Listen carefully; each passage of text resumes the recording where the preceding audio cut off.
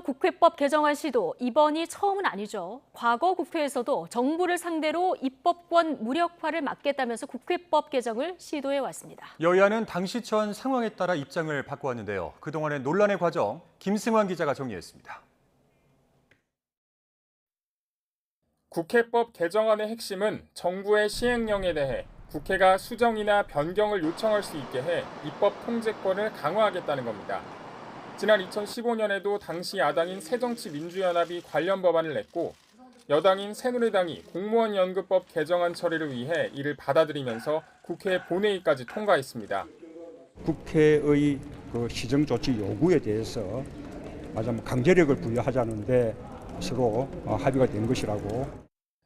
하지만 박근혜 당시 대통령은 법안을 통과시킨 새누리당 유승민 원내대표를 겨냥해 배신의 정치란 말까지 써가며 거부권을 행사했습니다.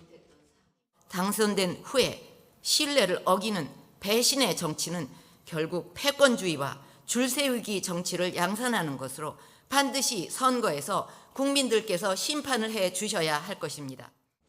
결국 유 원내대표가 물러나는 국회법 개정 파동으로 이어졌고 저는 오늘 새누리당 의원총회의 뜻을 받들어 원내대표직에서 물러납니다. 이후 새누리당은 비박계와 친박계, 또 진박까지 등장하며 극심한 계파 갈등에 시달렸습니다. 문재인 정부 시절엔 지금 국민의힘의 전신인 자유한국당에서 유사 법안을 추진했습니다.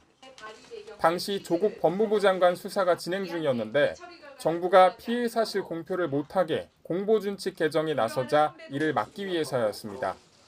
문재인 정부 들어 국회를 패싱하고 행정입법을 통해 국회의 입법 권한을 무력화시키려는 시도가 도를 넘고 있습니다. 하지만 당시 여당인 더불어민주당이 미온적으로 나오면서 개정안은 처리되지 못했습니다. 국회법 일부 개정 법률안을 심사하여 이를 본회의에 부의하지 않고 통합 조정안 대안으로 제안하기로 했습니다.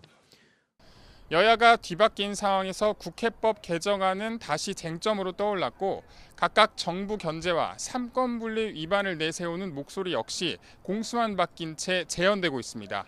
YTN 김승환입니다.